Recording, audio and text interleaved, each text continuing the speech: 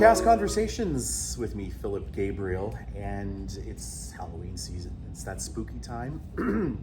And I'm joined by Ron Milts, the director of Night of the Living Dead. That's pretty exciting. It is exciting. But you know what? You're not only the director of Night of the Living Dead, you are the playwright or the adapter. Yeah. You wrote the script, basically. Yes, 100%. Yeah. I was, I had an idea back in 2017, and I had a theater that I was working out in LA with a company regularly, and I pitched this to them as the idea for essentially the same slot, their October show. Right. And we ran for 6 weeks. It took me months and months of like working and finding like the original version of this script to adapt it, and then trying to figure out where we could fatten it up. It's a movie, so movie scripts are famously short if you try to do them as read-throughs. Interesting. So like the first read-through of the script was 67 minutes, which is like basically a one act, you know? Yeah. So I immediately I knew I was like, well, I've got to add more. I've got to find like different versions of the script that are like obviously in the public domain, because a little known fact, well, not, I don't know if it's a little known fact for us. Well, this is my next question to you. This, you know, how this movie was made, the original movie was made, what, 1967, I believe, yeah. 67, yeah. Okay. So that's actually not long enough to be in public domain. How are we doing this? So there was a mistake made on the original copyright, because copyright law was different at that point. And when they released the movie, there was no copyright put on the movie. So the minute they released it, it was immediately put into the public domain. I see. Which is the 100% the reason why zombies are such the popular trope that they are now, because without this movie being in the public domain, nobody could effectively use zombies in the way that George Romero has, which has spawned an entire subgenre essentially of horror. Yeah. Now he went on to make several different films that were based, like, were they sequels to this? Yeah. So he's got it's the Dead trilogy, or it was originally a trilogy and then he expanded on it. But it was there was Night of the Living Dead, and then Dawn of the Dead, and then Day of the Dead, and then in 2008 he released Land of the Dead. And then they tried to do, like, they did a remake of Night of the Living Dead, and like it was like 89 or 90.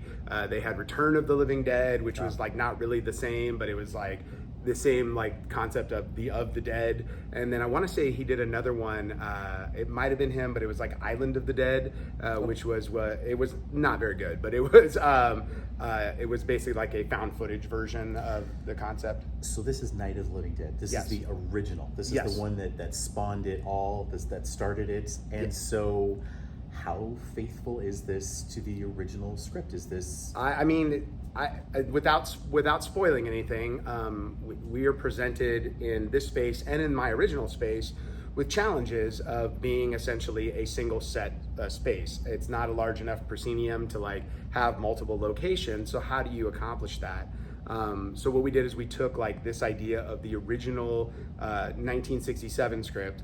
I updated it and put it in more modern times, except the farmhouse is like your grandmother's farmhouse, where it's the place that technology has forgotten, Right. So it still has all that trappings of like the older feeling, older technology. But what we do is we literally trap the audience in the house with the survivors. So they are like active participants within the play. Immersive theater. Yeah. So we at no point leave the house.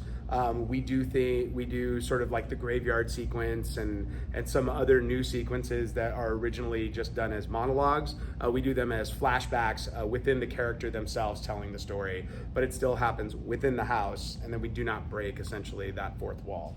So zombies just in and of themselves are incredibly cool. Yeah. I mean, I'm excited to see how that's going to happen here in the arena, especially when you're like literally inches from the audience.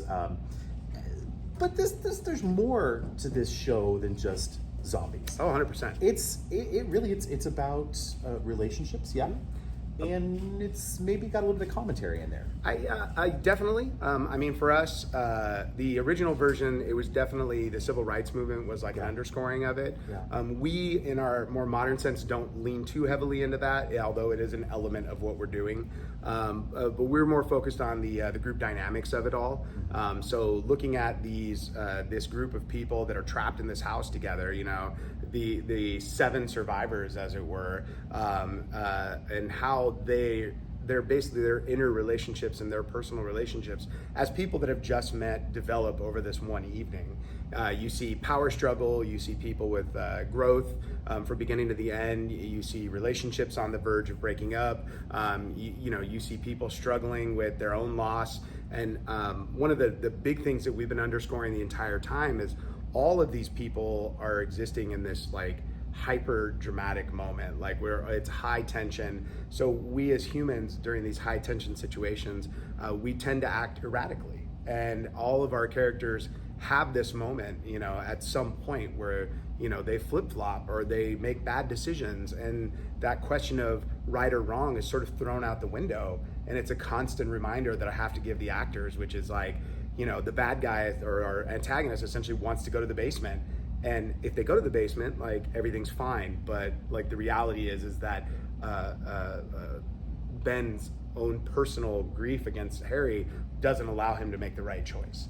And so you have that moral question of like, well, you're the good guy, but you made the decision that got everybody or gets everybody killed. Like, and no spoilers, No spoilers, yeah. But this idea of like, going into it that these people are not going to survive. And I think that's part of the fun of it. It's like watching Titanic. The boat's going to sink. The expert, right? But you want to see the process on how we get there. Yeah. So the zombies are out at the door. Yeah, so to speak. 100%. Yeah. What was the most challenging thing about bringing it from the screen, basically, to? I mean, normally, it goes the other way. You get a play first, and then it usually becomes a movie. Rarely. I mean, it's kind of unusual. So, but you have taken something that was so well known, beloved, and brought it to the stage. What was the most challenging part of that? I mean, there's like a threefold challenge. The first is going from something that's designed for a screen where I can do close-ups, I can do cutaways, and how do I make that tension hold like it would in the film? The other thing is the original adaptation I did for this was designed for a proscenium and not designed for theater in the round. So there was like changes that had to be made in order to make it work in the round.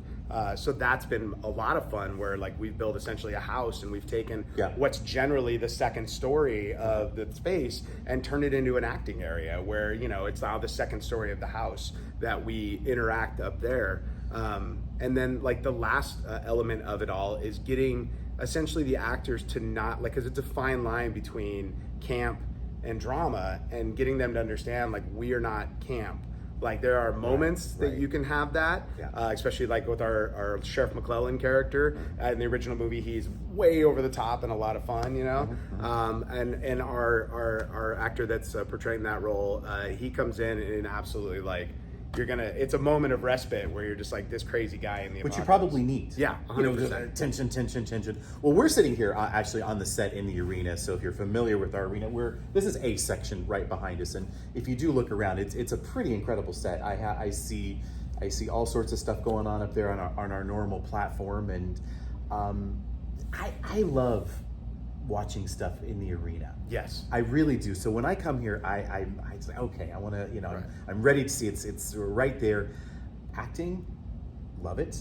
I always feel that, but directing here sometimes is really challenging. The challenge, isn't it? 100%. Yeah. So when you brought it to the arena, what was the biggest challenge about arena? I mean, the first issue was we have 4 entrances. Yes. And that's all we can have. That's it. That's it. So you have essentially, if you've been to the arena before, we do it like a clock dial. There's a 12 o'clock, a 3 o'clock, a 6 o'clock, and a 9 o'clock entrance. And if you do digital clocks, you're screwed. It's very hard that way.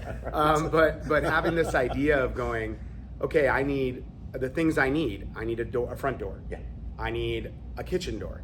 I need a basement door. I need a window. I need a second window. Well, that's 5 things. Yeah. I need a landing that goes upstairs. Okay, that's a 6th thing. I don't have all these things. So the immediacy of going, okay, in the design, we have to figure this out and do it in a way that's different. So like one of the things we've done is immerse the audience in the attack on the house. Our normal entrances, where in most of our shows, our major entrances happens, they will be windows essentially. Now, obviously they will open and close as the audience needs to come in, and as we, take our transport ourselves into flashbacks. But that means that our front door is literally in the middle of the audience. So we have, and we've been working with the actors nonstop to be like, please don't sit or kill audience members. Don't fight zombies into their lap. Right. So you're doing fight choreo like literally on top of an audience member, and you want to make sure it's safe, but it still looks effective. Sure. You have lighting that's essentially like the aisleways are always lit in such a way where it looks as though it's part of the house without pulling the audience and the actors out of the moment. Hopefully that's easier with our new lighting. Oh yeah, it's been great. Make life easier. Good. Yeah, Good investment. We've done, and it's nice because we've put in some practicals as well. Yeah, like we I have see a that. chandelier. Yeah. We've got second story stuff going on. There's a working lamp on the stage. So it's So I have to ask you, is there a splash zone for blood?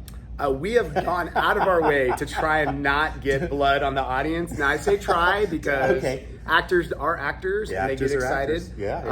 We have strategically put carpets around the arena to hopefully soak up some of the blood to create pathways. But no, there is definitely, last night, we had our first blood rehearsal 2 weeks ago, which was outside. Good place for a blood the grass is very red over there and green. And then last night we had our first full rehearsal in costumes and blood. And we're weeks before opening, but because of the technical aspects of this show, like we had to really get in there early. But yeah, last night we just did our Act 1 blood splatters, and it made a wonderful mess that we were able to mop up very quickly. So good. Yeah. Well, I'm looking forward to it, but I might sit a couple of rows back. Oh, I would wholly suggest if you can get in the front row on this show, like to get a true zombie experience. I mean, the beauty of the arena is now having watched from all four sections, there is not a single bad seat in this arena. And the beauty is that it's blocked in such a way that every spot is going to give you a different experience. Well, you know what? You just solved our number one question our box office gets when somebody's booking tickets. They'll keep calling, what section is the best? But so you've heard it from Ron. All seats are good seats. I mean, we definitely, there are zombie attacks on both ends. You'll get fun fight choreography. If you want to really be near the action, being near the aisles, near the windows is great because you'll definitely see people get murdered there if that's your thing. But there's, for me, I spent most of my time directing in D. And then once we had it on the ground, it was like watching from all different spots and realizing, wow, I've never watched it from this position. And this is a almost not completely different show, but it's definitely a completely different experience. It is, and that's kind of the cool thing. You can come back and see a show here, the same show a couple of times, and you get a different experience seeing it in the arena. Oh, so you might want to get 2 tickets, when you're booking your tickets for Night of the Living Dead. And I will say I've done this is my 7th show I've done at Riverside Community Players. Yes. I will be completely honest, I've done some absolutely shows that I'm absolutely fabulous and proud of. I will say this is probably acting wise one of the best acted shows that I've ever directed here. Really? It is high praise. We have a lot of really good quality people that are really putting in great tour de force performances in a show that like most people wouldn't think that's what you're going to get out of it. Yeah. And as I tell them every night, I go, what's funny is the audience is never going to remember that one moment because they'll only remember the 5 kills that they love. But they will go home and like a week later, they will be touched by something you did in the scene, or they will hate you because you're the villain, or they will love you because of the fight choreo. But they our actors have really, they came in day one, and this is, like I said, I think it's one of the best shows I've put up here. So that's high praise. Yeah, and because you've had some good shows. Let's see, One Man, Two Governors. Yeah. Recently, the family series in Oz. Oh, that was a lot of fun. We had a great time with that one. That set was amazing too. And let's see, remind me. We did Dinner Party here. Dinner Party. We did Tempest when we did our outdoor show a couple years ago. Tempest, yep.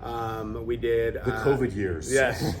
We did Fuddy Mirrors, which was a one weekend as part of our Readers Theater. Readers Theater. Well, and we did it as a full Spotlight. production. Yes, Spotlight you guys, Theater. yeah, that's we right. were the first Spotlight show. That's right. And I know there's others. Oh, I did of course Christmas Carol. Yes. That's like a rite of passage around here. Everybody it does is. Christmas We Carol. all have to either act in it or direct it, maybe both. Yeah. Well, Ron, don't go anywhere. Okay. We're going to bring in a couple of your actors. Awesome. Going to continue the conversation. I'm here with Ron Milts, director of Night of the Living Dead. Actually, director, playwright. doing lighting design and so that it makes you a triple threat. yeah, right there. and then sound design as well. Okay, so quadruple threat. yeah, it's been a lot. It's been a lot. And have you slept lately? No, Yeah, no, and that's yeah. I'm working on another show concurrently. So and I head out to New York tomorrow. there But you it's one of the if you really pay attention to the show and you listen to a lot of the radio news broadcast, you might hear a familiar voice as one of the radio broadcasters throughout the show. You didn't ask me to do a radio. I would have loved to come. You should. Oh, there's still time, Philip. Yeah. Okay. So all right. I'm going to take you up on. We're going to be right back. We're going to be talking with some of the actors about their experiences in Zombieland. So don't go away. But in the meantime, on your screen is some important information about how to get tickets and all that great stuff. So don't go anywhere. We'll be right back.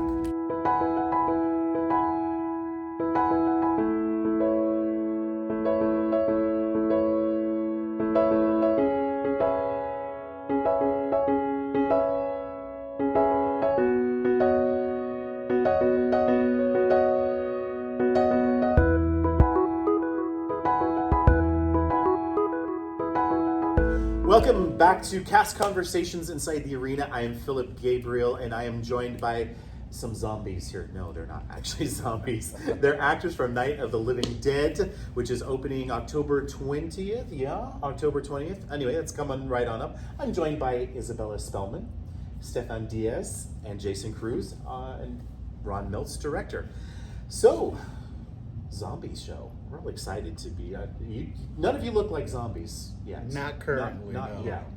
But maybe it might happen. Maybe it won't happen. We're not sure yet, right? You never know what's going to happen. You never know what's going to happen. It's an adaptation. This is true. So, Isabella, this is your first time here inside Riverside Community Players of the Arena, and how's it been so far? It's been really interesting.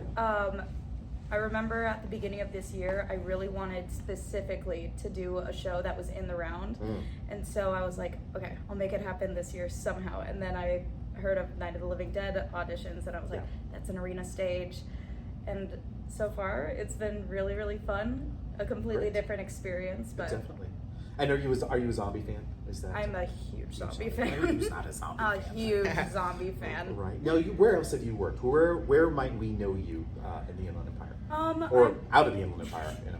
I mainly do some things in Redlands. Where in Redlands are you? I am Legendary Productions, Okay, sure. Lifehouse. Yeah, I've yeah. also last year was in the Ramona Bowl Show Okay. as Margarita, which was super fun. Oh, I bet. That was probably the furthest I've ever gone out of my hometown. So Well, welcome to Riverside Community Players, and the character you're playing is Barbara. Yes. Yeah. So tell me a little bit about Barbara. Barbara is in this show is such a complex character, especially because she is so different from who she is in the original 1967 movie. I would like to say that she's a really good mix in between the original and the remake, the 90s remake, but I believe that she's a fantastic place in the middle in which she's very believable. You see that she's dealing with such a terrible loss in her life, and she's dealing with it in a way that isn't perfect. And I think that it's very interesting to see it, like, I would imagine it's very interesting and very emotionally vulnerable to see it this close. Seeing intimate, kind of yeah. a person falling apart while the world is also falling apart. I think what's going to be interesting about, and this is true of all things, if you've worked on film, film directors very often aren't there for the actors. I mean, technically they are, but they're really more worried about cameras and films. But just in speaking with Ron, he's talking about relationships and all of that, and I almost feel like he's going to bring so much more to this than we saw in the '60s film. Wouldn't you agree? These characters are That your relationship with Johnny is very different. Yeah, than the it's movie. very different. I mean, Yeah. and We're to both me- very different from our original white movie counterparts. Definitely more cultural. But I think just getting down to the nitty gritty of the relationship that you guys are talking about, it sounds like you've gone far more in depth with that Yes. than we ever. It's so much more than a zombie than a zombie play. Something right? that I really enjoyed about this Yeah. process is that Ron will just, every single line, we can have a conversation about it and how it relates to the relationship that characters have with each other. And it makes the experience so much deeper. Yeah. And especially in a play, which is kind of a hard sell to like a general audience who's used to movies. Well, I don't know. I think people are going to be lining up at the door to see this. Honestly, I hope so. I really do. Yeah. But I believe that being able to be that deep in front of a bunch of people live is so interesting and so Yeah. important, which is why in a straight play, the ability to have a conversation about every single like emotional connection each character has with each other is so important and so riveting and entertaining. Yeah. Stefan, you are no stranger to the arena here. No, I've been here a few times now. Powerhouse performance in Sweat. Thank you very Amazing performance in Sweat, really. What brings you back to Zombieland? Something about this character, or It's mostly the stage itself. I just can't stay away no matter how much I try. well, we're glad that you're here, actually. So tell me about your character a little bit. Ben. Ooh, Yeah. Ben. He's a family man, if anything, if nothing else, at least. He's caught up in a situation that none of us would honestly want to be in. Me and my friend were just out and about doing our thing, and then zombies attack. We try to get some gas, get out of town, and then we get stuck within a farmhouse with these wonderful people, huh? It's always terrible when zombies attack. Yes, it is, isn't it? Never convenient, is it? Right, and I feel like it's a lot more relatable now that we've gone through that whole COVID scare and everything. Like, people know what it's like to be trapped inside somewhere Yeah. you truly don't want to be in. Yeah. Do you think this has different resonance after post-COVID? Is that? I truly think it does. Honestly, I Yeah. think people are gonna see this show and make some, points where they're like, "Oh yeah, I can relate to that. I Yeah. understand where that's coming from right there." Yeah. So you as an actor coming into a show like this, we're talking, it sounds like we're getting much deeper into character with something Mhm. that on the surface seems very superficial. Yes. So talk to me a little bit about how you're breathing life and making this guy real and three-dimensional. I try to think of it as how I can approach every single role. It's how do you live on stage while everyone is watching you, while you're still trying to put on a show for everyone at the same time? Because we're in the round, that can't be debated. So how can I still do everything that I need to do for the performance while still keeping it real is the challenge I'd found, at least working within this space. Yeah. But I'm a bit of a ham, so I love the crowd. Once crowds come out is when the show really starts. I know, it's crazy, right? There's a shocker. There's an energy that, as a performer here in this arena, that you don't really get many other places. Mm-hmm. It's just they're so close, and the energy is all around you. It's exhilarating. It really is. Favorite role that you've ever done? What would that Favorite be? role that I've ever done? Oh, there's so many. If I had to pull one out of a hat right now, I'd say I played a person named Demarion at Ophelia's Jump. Yeah, It was yeah. a black It's a great superhero magic mama, yes. Oh, That was one of sounds my awesome. favorite roles I've Yeah. played so far, because I love superhero-based type stuff. I love superpowers and the supernatural in general. Yeah. I love that aspect. So that brings me. I normally don't give questions ahead of time, but I want you guys to think about this since this is our Halloween show. I always like to ask something like this. So I'm going to come back to all of you and ask if you've ever had a supernatural experience yourself in real life, and if it happened in a theater, that would be all the much better. But we'll come back to that. We'll start with Ron. We'll put Ron on the On the spotlight. on the spot first. Yeah, Jason Cruz. You are definitely no stranger here at the arena. In fact, you just finished the last show, Sherlock's Last Case, and before that, remind me what else? Well, I know we did Dial In for Murder here. It's the one. Was Yep. that the That last was the one? one. Yep. Yeah, that was a lot of fun. That was a lot of fun. Yeah, we did have a good time. So who are you? You are I am Harry. Harry. Harry's He yeah. he's an interesting character. Is he? It could be said that he's not the nicest person. Okay. He's also a family man, but only in the sense that he has a family. But Harry is very much a survivor. He is someone that looks out for number one Uh-huh. and wants to make certain that, he gets through this by any means necessary. And he definitely feels like he knows the best way to take care of everything. And he's going to let you know that he knows what's best. And so there is some conflict and some butting of heads. Just a little bit, just a smidge. Yeah. So So- power plays. I always, when I first read a script, I feel like I'm meeting the character for the first time. I mean, you might have had a passing because there's a film, but obviously the stage is going to be different. So when Jason first met Harry, what did you think of him? He is. I like to think that he is everything I am not in real life. Okay. Which in a way is quite a challenge because I have to draw from things and personalities and experiences that aren't necessarily my own, or things that I would never act this way in this situation. And I've even mentioned some of the character choices that I've had to make. When I look at it as Jason, it's very much Jason wouldn't do that, but maybe Harry would. Is that? Oh, Is that absolutely. what I'm Jason hearing? would definitely not do There's this. a lot of Yeah. discussion about that. Is there a lot of It's discussion? a lot, Yeah. but it really, really helps. One, make it a lot of fun because it's such a challenge. It's such a you got to step away from who you are Yeah. in real life and step into the shoes of this person that is absolutely not you. It is someone completely different. So when Jason first met Harry, obviously you had that sort of negative impression first, but is Harry a different person 4 weeks into rehearsal now? Is there something that's changed about since you first met him?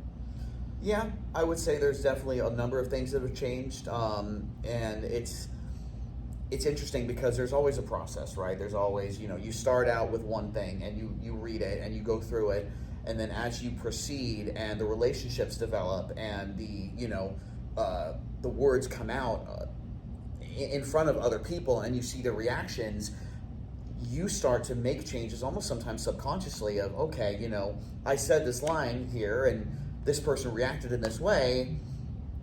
I'm going to react to them with what I say next a bit differently than how I've done it up to now. Yeah. And so it's definitely a fluid thing where I do very much feel like, the Harry that I started with is not the same one that I have now. And I like to think that even with how he is, even with kind of honestly some of the awful things, at the end of the day, he is still a person. He's still human. And, maybe there are some things that he said that maybe he's not that wrong. Maybe he's just saying it the wrong way. Interesting. Maybe he's just being a jerk, but what he's saying is actually maybe people should listen to him. And obviously that's going to be something that the audience is going to have to judge for themselves. I think for me personally, that is one of the most fascinating things about storytelling in the horror genre as well as the science fiction genre, that you have this ability to tell these very human stories that could relate in any dynamic, in any group dynamic.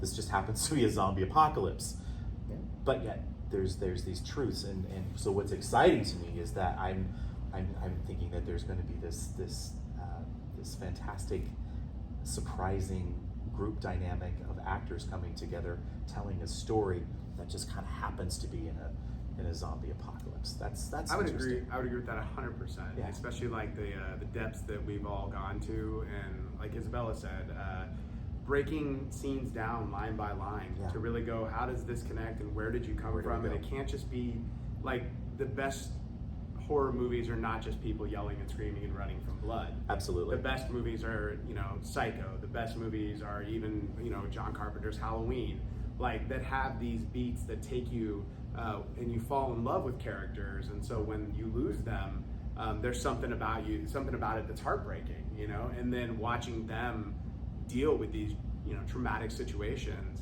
is so, and you're so invested in their survival at a certain point. But like we said earlier, it's the Titanic. We know how it's going to go. Right. So, supernatural experience. Let's talk about that. Ron, I'm going to put you on the spot first. Have you ever had a supernatural experience? I will say that they're right over off of Mission on your way to Rubidoux. There Okay. used to be 3 houses that were there. And for the longest times, they were the haunted houses in Riverside. Oh, okay. And so when I was in college, we used to sneak out there, and there would be like a watchman guy who would shoot at you with salt rocks if you were there too long. Yeah. But I definitely saw something. I can't say what it was. It might have been a raccoon. It might have been a ghost. But that is without question the only time I've run from a dilapidated building in my life. So spooked to the extreme. I'd probably run too. Isabella. Trying to choose in between the ones I have. So for like a theater one, and this is a kind of cliche one, it's more of a superstition than the supernatural, but Yeah. the classic don't say Don't do say it. Don't do say it. it in a theater. Don't do it. I remember I was in a production of Wizard of Oz, which I already believe is a cursed show because I've been in it about 5 times, and every single time Something happens. Okay. something always happens. There's just too much to go wrong. Yeah. But the guy who played the Tin Man in this specific one just did not believe in the superstition and would say it all the time, and it freaked all of us out. Mm-hmm. There was this one show in which just everything went wrong. The girl who's playing Toto nearly passed out from heat. I was punched in the face on accident from the Tin Man, and his suit was made out of metal, so of course that really hurt. He fell over, and because it was a costume made of metal, he couldn't get up. He was I feel so bad for laughing terrible, too. but it's very funny. But he was kind of like Yeah, I a got this turtle visual. on its back, Yeah, just unable to move. So that just kind of proves everybody who knows me knows that I'm like super superstitious about that kind of stuff. So don't say it in a theater, or even like in close proximity of a theater. Stefan? I don't know if mine is classified as a supernatural. When I was attending Valley College, Yeah, old school over Yeah. in San Bernardino. Yeah, San like really Bernardino. these old 20s buildings and old school. no, I had told myself, I was taking an acting class one day, and I told myself, just for fun, I used to catch the bus up there. Yeah. And I told myself for fun, I was like, you know what? Let's see if I catch this bus. If I catch this bus, it's meant to be. I'm meant to be an actor. If I don't, it's Yeah. not meant to be then, just for fun. And so I ran to the bus as fast as I could. I was booking it, and I missed the bus. And then, I kid you not, half a second later, a random guy, I've never seen him in my life, he pulls up in his car. He's like, hey, I just saw you miss the bus. Like, do you need a ride to help you catch the bus? And I took that as a sign. I was like, is something watching out right now? Because that had never previously, even occurred to me. So It was meant to be. it was very supernatural, in my opinion. I Very, didn't know yeah. how to feel about it, but I took it as a sign to keep going. I would definitely agree with that. Yeah, that's cool. Right. Good for this guy, because now you're hearing. Here we are. Jason. Oh gosh, I wouldn't say, kind of the same thing. I wouldn't say it's necessarily supernatural, but I've definitely experienced weird things. Mm-hmm. I remember one very clearly in particular. I used to work at a place out in Rancho, and there was a guy there that I worked with that was a little quirky, and he claimed that he was a mediary for the afterlife. Like he literally told me, he's like, oh yeah, I can see like spirits and stuff, and he actually told me he was a shaman as well. And of course, I'm like, okay, dude, you do you, that's cool. But at one point, randomly out of the blue, he's like, hey, who's the lady standing behind you? And I'm at my desk, I'm at work, and I'm like, excuse me? Yeah. And he's like, yeah, there's an old lady standing behind you, and she's like jabbering at you. And she said her name is it was Judy, actually. Judy, ironically enough. Judy. Yeah. And I'm like, I don't know what Judy, I don't know what you're talking about. And he said something else, and I don't recall what it was that he said. But he's like, yeah, she keeps asking you about somebody or some such. And I'm like, okay, I don't know, buddy. And so, whatever, that ended. I went home, and actually that evening I think I was eating dinner, and all of a sudden it hit me, wait a minute, my great-great-grandma's name was Judy. Interesting. Yeah. And her, I think it was actually her son was named, I don't remember the name, Tom or something like that. And that's who she was asking about. Like, is he still okay? Is he, like, that's what he was, and I'm like, what the hell? it was creepy. It was very creepy, and just that realization of, okay, how did he? And I mean, could have gotten lucky, but it was just kind of a random it's very much gave me the chills. Yeah. Well, there you have it. Had some spooky experiences. But I can tell you one thing, I am very excited to see Night of the Living Dead here, because I think at the end of the day, you're going to get some amazing zombies and blood, but you're going to have a fantastic show with some amazing actors and director here to helm it. So we open October 20th and we run through November 5th. Get your tickets, they're available online. There's going to be some more information up on that very shortly. I'm Philip Gabriel. That's all we have time for. Thank you guys so much. I appreciate it. And break a leg. Break a leg, you guys. Cast. Cast.